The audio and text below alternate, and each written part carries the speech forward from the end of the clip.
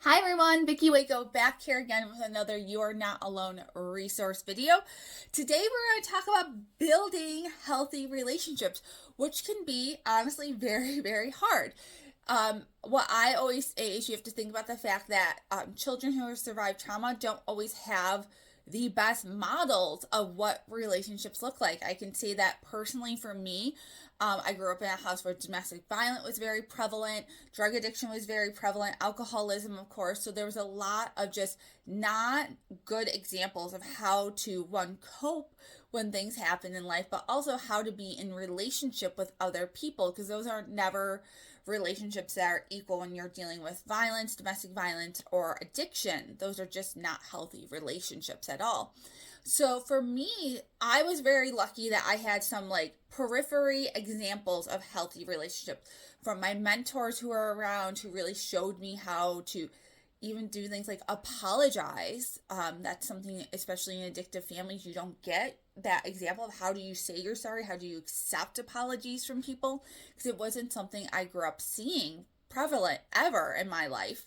Also from, my aunt and my uncle for me have always been this example of they were married forever, they have since passed, but what a true good healthy marriage looks like that isn't perfect, right? I'm sure they had struggles throughout their marriage, but their commitment to each other and how they worked together and how they communicated to me was something that was so foreign to everything else I was seeing. It really helped me have an example of, okay, like this is more so where I want to go than this what I'm seeing over here. So that's really why mentors and kids having, the ability to see lots of examples of how to live healthy lives is so important, because those examples can get rooted in someone even when their primary examples aren't great, if that makes sense.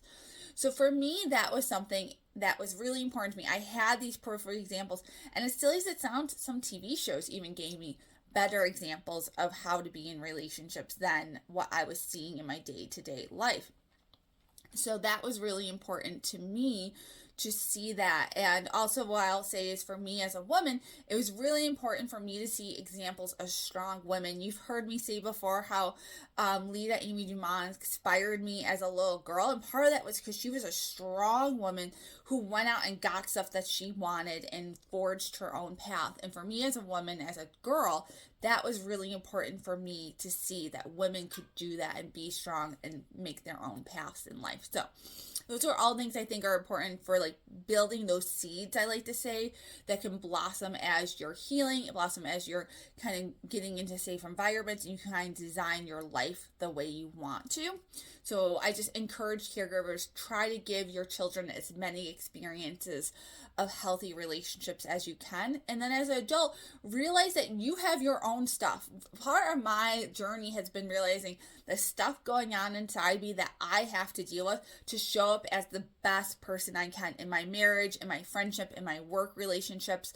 And that means sometimes having to process things repeatedly, or when things come up in a relationship, be like, okay, that's a me thing. I need to go work on myself on this. And that's something I've continued to do throughout my life. I also, of course, have a very supportive partner who understands what my journey has been and realizes sometimes I can tell him, right? Like, I'm getting triggered.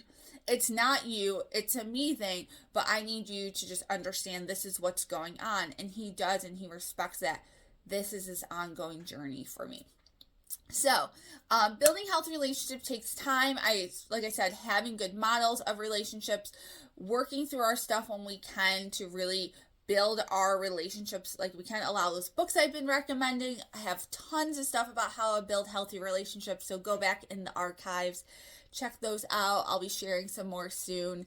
And just know that this is an ongoing journey, but it is possible to have a life filled with healthy relationships with proper boundaries around relationships that aren't healthy, even when you don't grow up with the best examples of that day to day.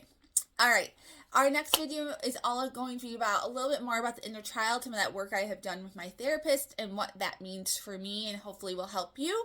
If this video again has been helpful, please like, subscribe, share, do all the things wherever you are, and I will see you back next week. Bye for now.